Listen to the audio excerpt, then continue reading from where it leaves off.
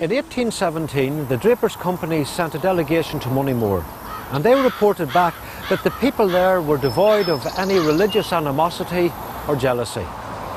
The Drapers Company were great supporters of churches in Moneymore, and in the early 1820s they gifted this fine Presbyterian church to the town.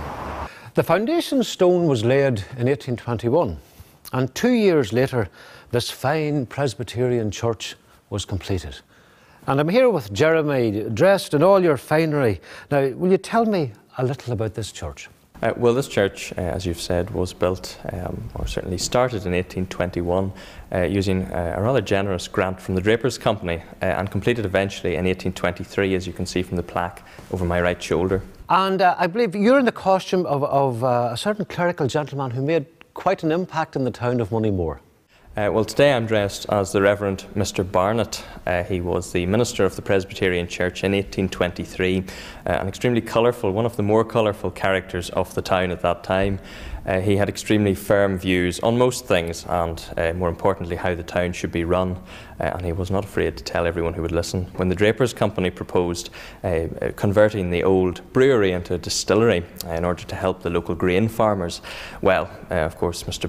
Barnett saw this merely as an opportunity for vice and sin, and that of course the whisky that would be distilled would merely lurch the town downwards, but more importantly he of course gave the example of local girls being lured by the travelling coachman in the inn that would be built here. And his objections led to a dispute with the Drapers Company. The Drapers Company didn't take kindly to his objections, and they did everything in their power to get rid of him. Not only did they remove in that year his stipend, they had been very generous to the local ministers and gave them about £10 a year while they refused him his stipend that year, but more importantly they gave money to the part of the congregation who were dissenting so that they could build a second Presbyterian church just across the road, or not very far away, on Hammond Street. So although it's a very small town, we do in fact have 2 Presbyterian churches, all because of the Reverend Barnett.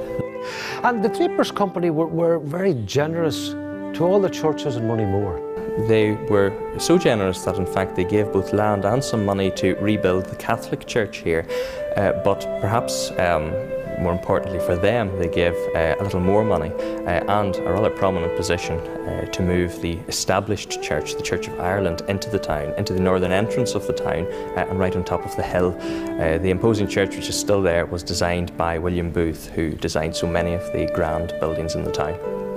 All the churches play an important part in the life of Moneymore. And you can see Jeremy and his band of reenactors on the Moneymore Heritage Trail on special occasions tell the history and the story of the wonderful town of Moneymore. Why not come along and join them?